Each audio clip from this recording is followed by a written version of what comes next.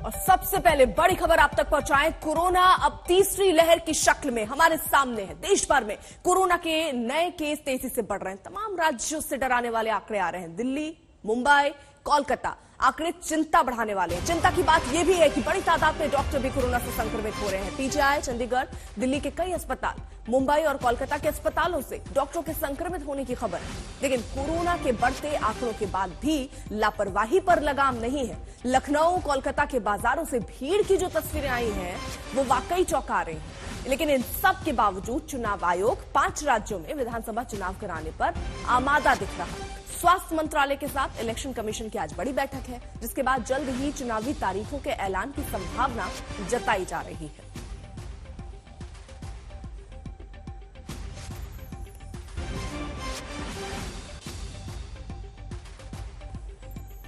तो देश में 24 घंटे में आप समझिए कोविड के 90,000 से ज्यादा मामले आए हैं 24 घंटे में। और इसी के साथ साथ जरा हम ये आपको 3 महानगरों की ग्राफिक्स के माध्यम से आपको बता रहे हैं कि किस तरीके की स्थितियां वहां पर बनी हुई हैं। जहां देखिए दिल्ली की स्थिति क्या है। 4 जनवरी को जहां करीब 5,000 के आसपास केस थे, वहां कितने केस बढ़े हैं। और वहीं मुंबई के अगर आंकड़े देखें तो 10,000 केस 4 जनवरी को थे। 5 जनवरी यानी एक दिन बाद ही 10 से 15 के पास ये आंकड़े पहुंच जाते हैं। यानी आप 39% केस यहां पर बढ़े हैं। कोलकाता के हाल देखिए, 4 जनवरी को 4,000 केसेस थे, 5 जनवरी को 6,000। और इसी हिसाब से ये आंकड़े से देखकर आप समझिए कि संक्रमण कितनी तेजी से फैल रहा है और जो एहतियाती कदम उठाए जा रहे हैं। और लग रहा है कि कुछ और कदम भी उठाने की जरूरत है, क्योंकि अगर ऐसे ही आंकड़े, क्योंकि मुंबई में आप समझिए पीक पर जब हालात थे तब इतने केसेस इनके आसपास करीब आ रहे थे। अब आप समझिए अभी तो शुरुआत हुई जब केसेस इतने ज्यादा आने शुरू हो गए हैं। तो अलग अलग जगहों की 10 शहर हैं जहां पर हम आपको दिखा रहे हैं कि किस तरीके की स्थितियां बनी हुई हैं।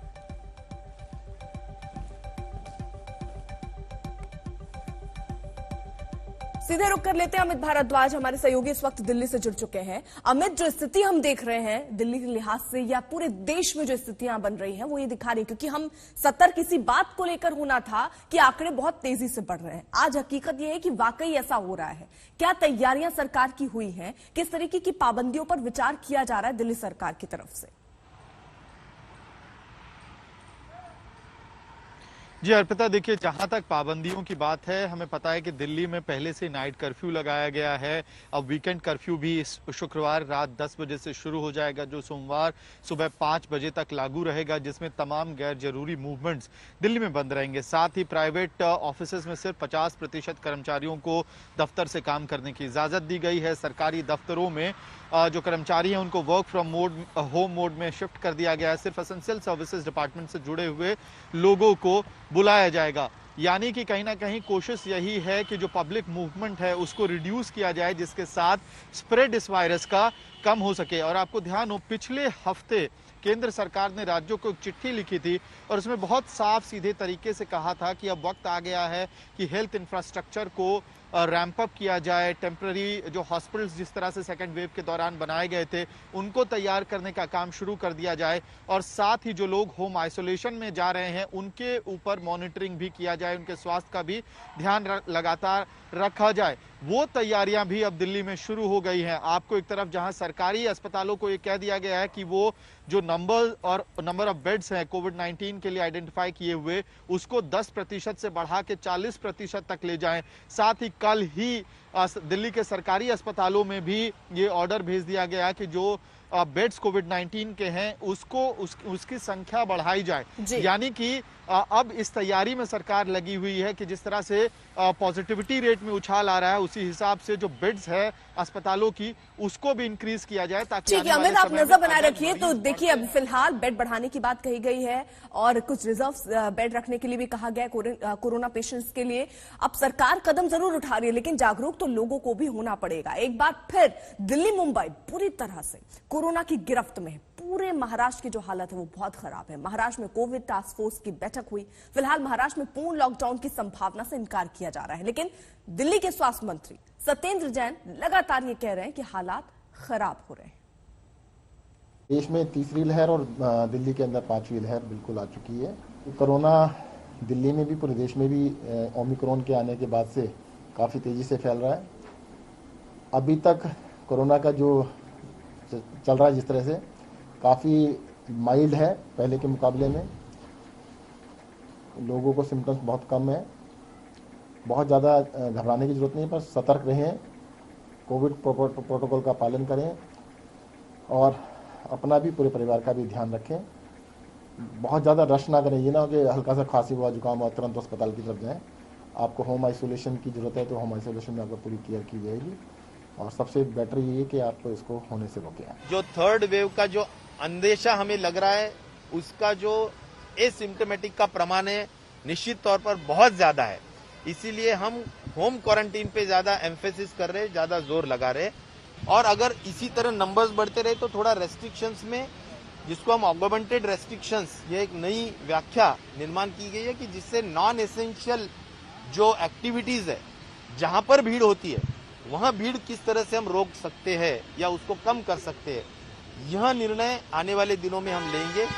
तो ये सभी ऑगमेंटेड रेस्ट्रिक्शंस के हद तक आने वाले दिनों में हम काम करेंगे। लॉकडाउन की अभी फिलहाल जरूरत नहीं है।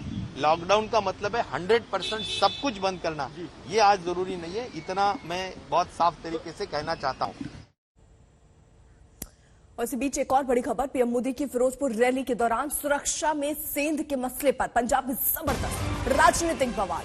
बीजेपी ने पूरा मोर्चा खोल दिया है। चन्नी सरकार को घेरने की पूरी तैयारी है। बीजेपी के नेता आज राज्यपाल बनवारी लाल पुरोहित से मुलाकात करने वाले हैं। जाहिर है इस बैठक में कानून व्यवस्था का सवाल उठाया जाएगा।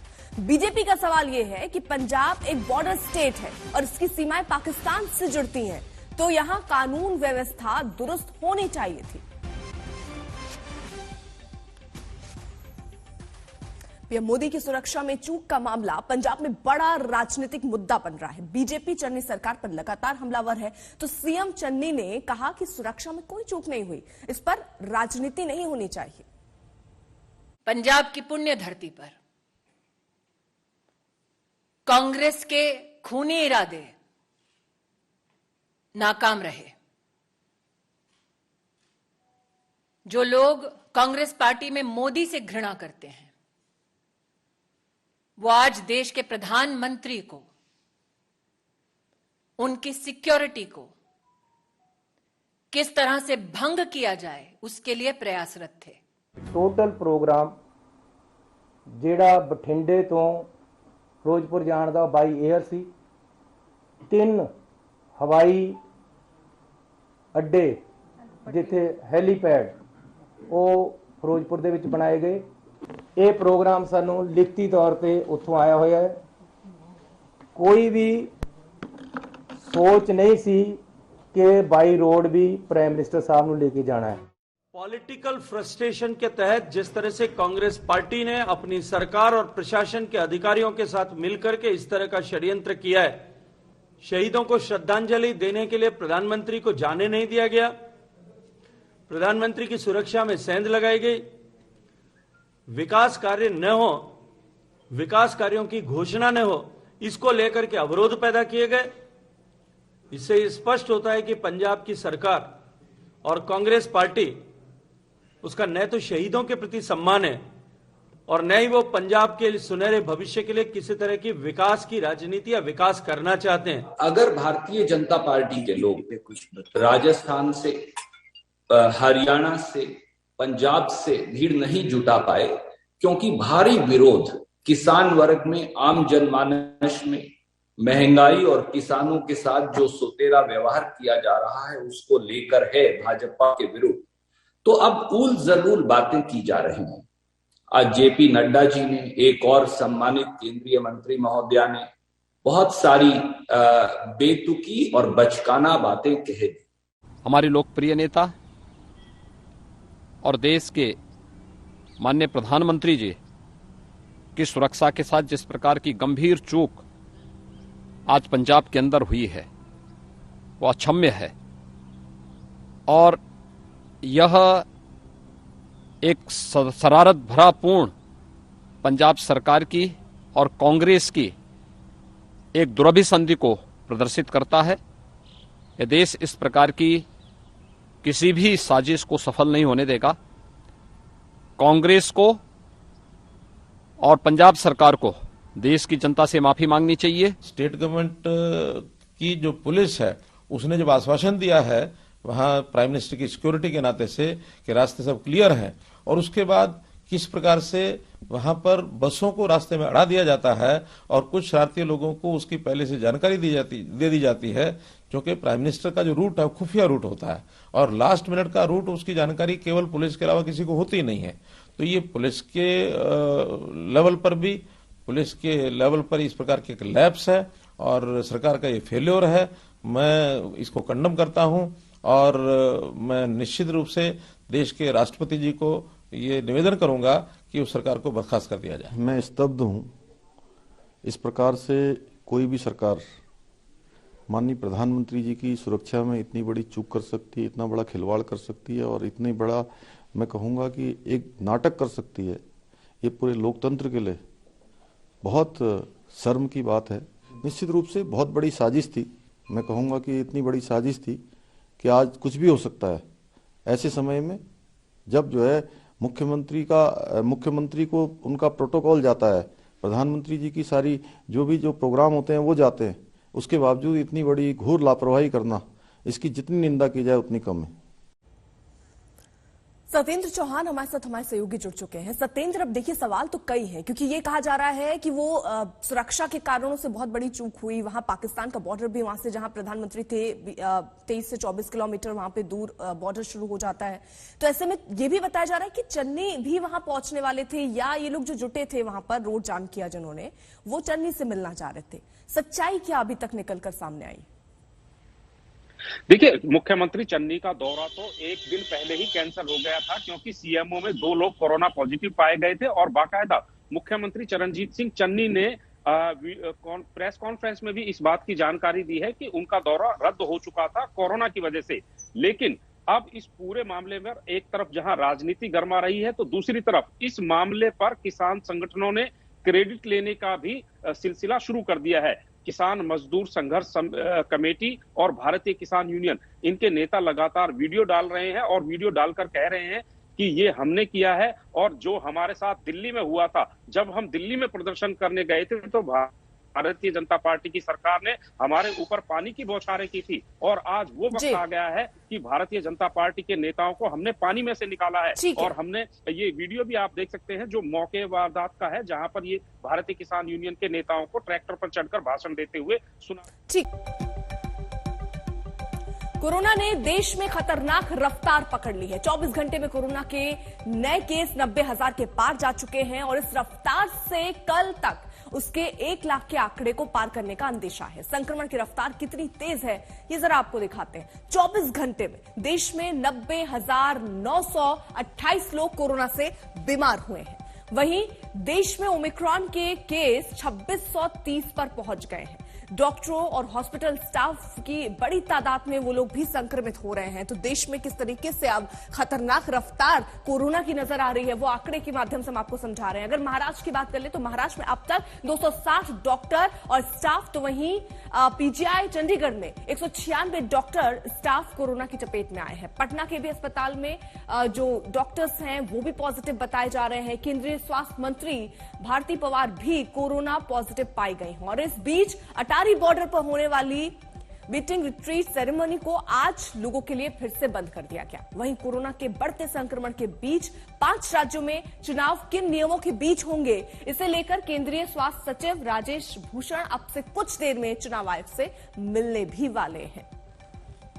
वहीं जिस तरीके के हालात हैं उसको देखते हुए कदम भी उठाए जा रहे हैं। कोरोना का खतरा जिस तेजी से बढ़ रहा है, ये समझने के लिए दिल्ली की ही अगर पहले बात करें तो दिल्ली में 2 गुना रफ्तार से संक्रमण फैल रहा है। पिछले 24 घंटे में दिल्ली में जो केसेस आए हैं वो चौंका रहे हैं। 10,665 कोरोना के नए केस आए हैं। डराने वाली बात तो यहां पर यह है कि 3 लोगों की मौत भी हुई। राजधानी में कोरोना की संक्रमण दर अब बढ़कर 11.88% तक पहुंच चुकी है।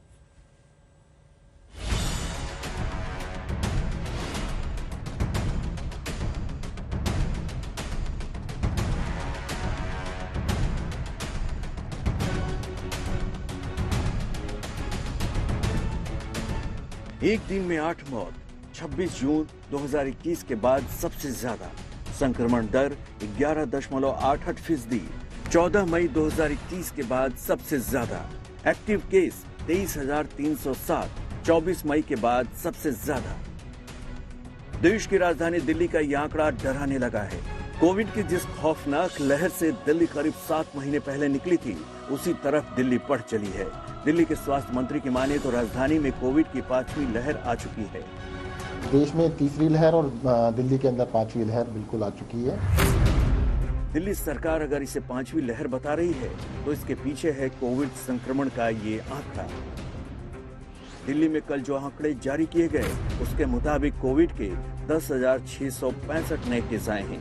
8 मरीजों की मौत हुई है। संक्रमण दर 11.88% पहुंच चुकी है। एक्टिव मरीजों की संख्या 23,307 है। दिल्ली में 24 घंटे में 10,665 कोरोना मामले। संक्रमण बढ़ने की रफ्तार ऐसी है कि 24 घंटे के भीतर कोविड के मामले दोगुने हो चुके हैं। हालांकि सरकार से लेकर अस्पताल यही कह रहे हैं, क्योंकि इस बार वायरस की धार कुंद बढ़ चुकी है, इसलिए बढ़ता संक्रमण बहुत ज्यादा खौफनाक नहीं है। कोरोना दिल्ली में भी पूरे देश में भी ओमिक्रॉन के आने के बाद से काफ़ी तेज़ी से फैल रहा है। अभी तक कोरोना का जो चल रहा है जिस तरह से काफ़ी माइल्ड है, पहले के मुकाबले में लोगों को सिम्टम्स बहुत कम है। बहुत ज़्यादा घबराने की ज़रूरत नहीं है, बस सतर्क रहें, कोविड प्रोटोकॉल का पालन करें और अपना भी पूरे परिवार का भी ध्यान रखें। लेकिन कुछ चीजें हैं जो डरा रही हैं। एम्स के कम से कम 50 डॉक्टर, जबकि सफदरजंग अस्पताल के 26 डॉक्टरों के कोरोना वायरस से संक्रमित होने की पुष्टि हुई है। राम मनोहर लोहिया अस्पताल के 38 डॉक्टरों समेत 45 स्वास्थ्यकर्मी पिछले कुछ दिनों में संक्रमित हुए हैं। हिंदू राव अस्पताल के कम से कम 20 डॉक्टर्स कोरोना से संक्रमित हो चुके हैं। साफ है, दिल्ली में कोरोना के नए वेरिएंट ओमिक्रॉन का कम्युनिटी ट्रांसमिशन हो चुका है।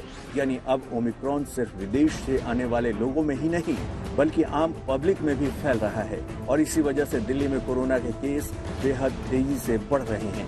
अमित भारद्वाज के साथ पंकज जैन, दिल्ली आज तक।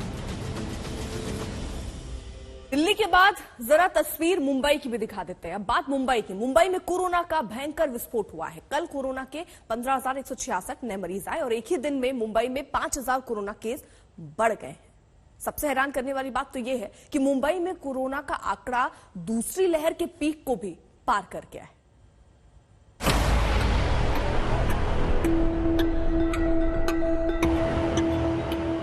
आधी रात के वक्त मुंबई के छत्रपति शिवाजी महाराज टर्मिनल स्टेशन के बाहर सड़कों पर खड़े ये लोग चर्चित कार्डेलिया क्रूज के मुसाफिर हैं।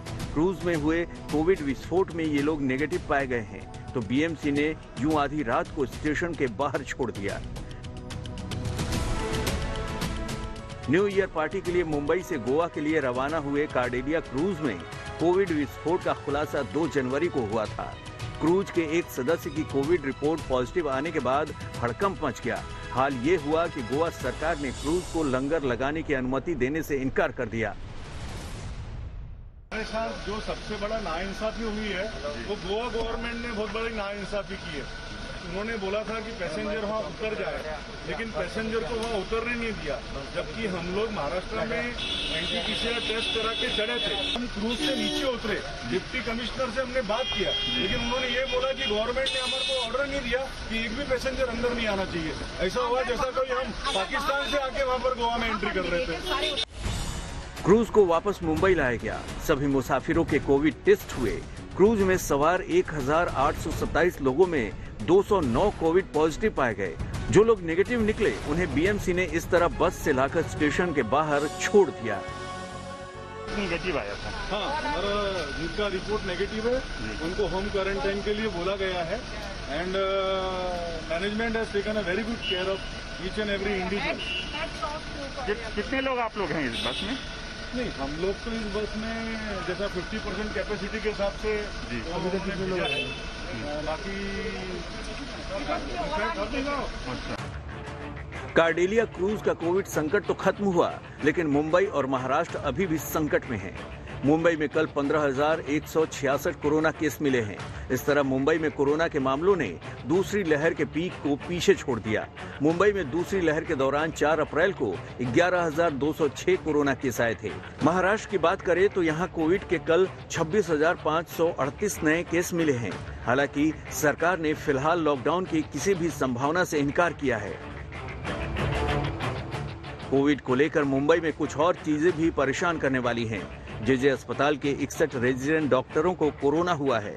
साइन अस्पताल के 50 डॉक्टर, केईएम अस्पताल के 40 डॉक्टर, नायर अस्पताल के 40 डॉक्टर्स कोरोना पॉजिटिव पाए गए हैं।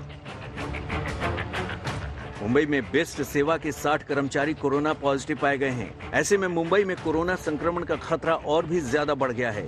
आंकड़ों को देखते हुए अंदाजा लगाया जा रहा है कि मुंबई में आज से 13 जनवरी के बीच कोविड केस पीक पर पहुंच सकते हैं।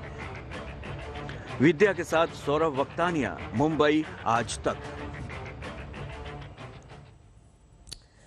तो देश में अभी जितने केस आ रहे हैं उतने तो अप्रैल और मई 2021 के बीच दूसरी लहर में भी नहीं आए थे। ये लहर जितनी तेजी से उठ रही है वो कहां जाकर थमेगी और कब जाकर नीचे आएगी? कोरोना की पीक पर हर दिन कितने लाख केस आएंगे? क्या कहते हैं एक्सपर्ट? देखिए इस रिपोर्ट में।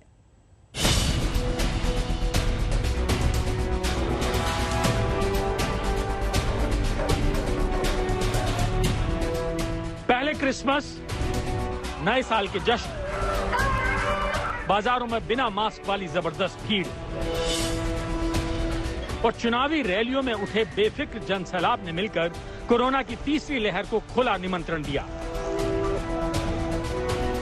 और अब देश भर में कोरोना संक्रमण की रफ्तार से हड़कंप मचा हुआ है। सवाल उठता है कि तीसरी लहर का पीक कब आएगा और आने वाले दिनों में हालात कितने खराब हो सकते हैं। दुनिया के कई वैज्ञानिक और एक्सपर्ट कह चुके हैं कि जनवरी के अंत या फरवरी की शुरुआत तक दुनिया में 35 लाख केस प्रतिदिन और भारत में हर रोज 15 से 20 लाख केस आ सकते हैं। ये कुछ वैसा ही आकलन है जैसा नीति आयोग के सदस्य वी.के. पॉल ने कुछ हफ्ते पहले किया था। It may be 15 lakhs, but I don't see it much less than that. I suppose somewhere between 15 and 20 lakhs is where I ballpark it. अगर जो केसेस कल यूके में हुए हैं 88,000 के करीब, 80,000 ले लीजिए, अगर हम उसको पॉपुलेशन के बेस पे लें तो ये 14 लाख केस होंगे भारत की पॉपुलेशन पे अगर हम उसको लगाएं। कहने का मतलब ये है, हमने वो 4 लाख वाली एक सर्च देखी थी, तो जो भी हो रहा है हम इसमें भी पूरी तरह से कहना कि डेल्टा है, दोबारा वाला डेल्टा है, ओमिक्रॉन की, ये इमर्ज हो रहा है। लेकिन the fact is at this very time the surge being experience in UK is to the tune of 14-15 lakh per day. हालांकि कुछ वैज्ञानिक ये भी मानते हैं कि मामले उतने ही होंगे जैसे दूसरी लहर के समय थे। तीसरी लहर के पीक को लेकर जो अलग अलग कैलकुलेशन चल रही हैं, इसे डिकोड करने के लिए आज की स्थिति पर भी गौर कीजिए। 4 जनवरी को 37,379 नए मामले सामने आए थे, लेकिन अगले 24 घंटे में 58,097 नए मरीज सामने आ गए। ये सीधे 56% का उछाल है और इससे ही पता चलता है कि कोरोना संक्रमण का विस्फोट हो चुका है, क्योंकि इससे पहले 24 घंटे में नए मामलों में 56% से ज्यादा उछाल सिर्फ एक बार 28 जनवरी 2021 के दिन देखने को मिला था। भारत में पिछले 7 दिन में नए मरीज 6 गुना बढ़े हैं, इसलिए खतरा, दहशत और तीसरी लहर के असर से जुड़ी चिंताएं बढ़ गई हैं। हो सकता है आशंका से कहीं ज्यादा केस आ जाएं। महाराष्ट्र, बंगाल, दिल्ली, कर्नाटक, केरल, तमिलनाडु और गुजरात से भी रिपोर्ट अच्छी नहीं है। संक्रमण की रफ्तार तेजी से बढ़ रही है। ग्लोबल हेल्थ एक्सपर्ट्स की माने तो इस बार कोरोना केस डेल्टा वेरिएंट की लहर की तरह ही पीक पर जा सकते हैं, यानी लहर के चरम पर उतने ही केस आएंगे जितने अप्रैल मई 2021 में दूसरी लहर के दौरान आए थे। We expect the peak to be a bit later, perhaps in the first week of February. And the reason you're not seeing a big increase yet is that it's early days. But nevertheless, it should not be the terrible, circumstances that you saw with the Delta wave.